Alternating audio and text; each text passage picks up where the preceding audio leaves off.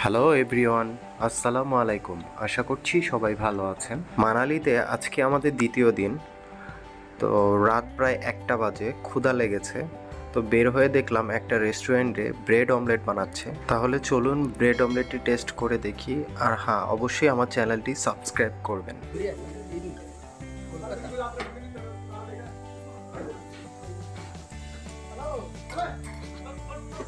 वैसा भी bread omelette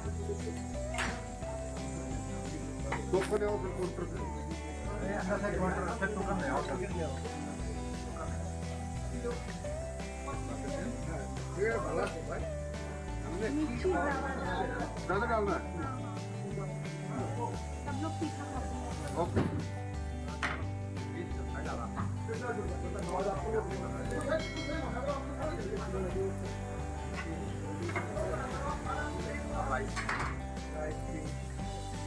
Bengali लोग तीखा खाते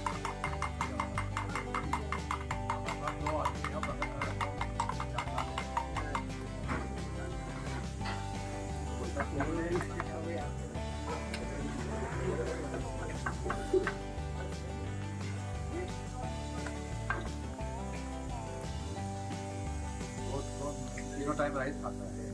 हाँ, वहाँ पे भी राइस ही हमारे वहाँ मेन खाना है।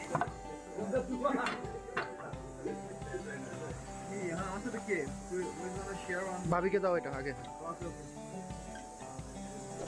तुम्हें নাও খাও খাও আচ্ছা দেন দেন দেন দেন দেন नहीं नहीं নিলেই হয়